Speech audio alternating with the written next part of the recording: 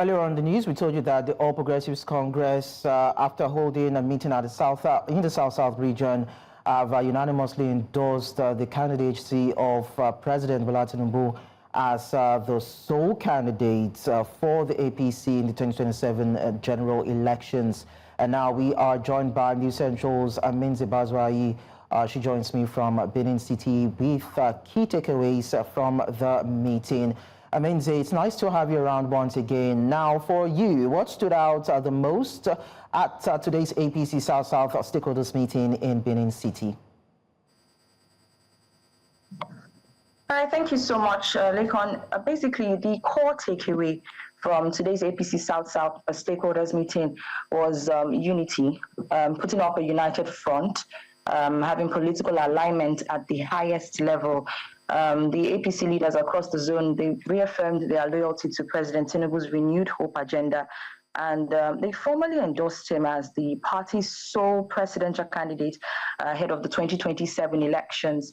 In addition, the 4 APC governors in the region, to start with here in Edo State, the governor of Edo State, Monday Opeolu, also the governor of Cross River, Bazuaye, to Delta State Governor as well, Sheriff of Borewari, and Umoino of Akwa Ibom were also endorsed as the sole governorship candidates, which basically signals a deliberate effort to consolidate power, if I do say so myself, avoid internal rancor, and in a way project cohesion ahead of the next election cycle.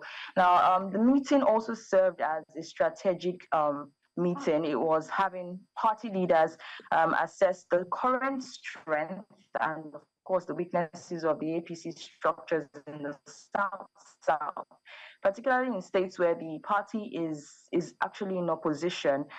With Edo State's election, we actually had the APC winning, but in some states, we have about 4 states that have the APC in power. 2 states still do not have that in the South-South region. So basically, this meeting was to see how they can mobilize more support for the APC in other states which do not have the APC in power. There was also in-depth conversations about grassroots mobilization, youth and women inclusion, governance, delivery, and how to counter emerging coalitions that are threatening to split the party's voter base. Ultimately, what we're seeing is a coordinated political roadmap, not just for 2027, according to the leaders who were at the event, but also a way to deepen APC's grip, basically in a region that most people would say is dominated by rival parties.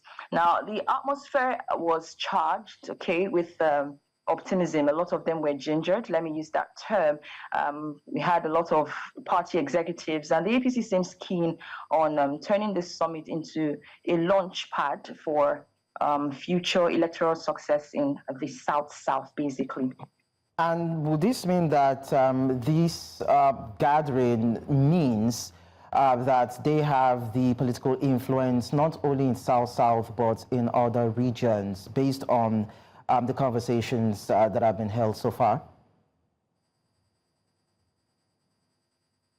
All right. Basically, what this summit does is to galvanize support ahead of 2027, especially with the unanimous endorsement of President Tinubu as the party's sole candidate, and, of course, the adoption of the 4 APC governors in the region as governorship flag bearers. It positions the South-South as a competitive and possibly a decisive bloc in future elections. So yes, it's basically about optics, but it's also about showing that the party, of course, the APC, is ready to maintain and expand its hold in the region. So yeah, that's basically it. And obviously, we'll be bringing more details about the event and how it went in a subsequent bulletin. All right. Thank you so much, Amenze Bazuaye, for sharing this with us.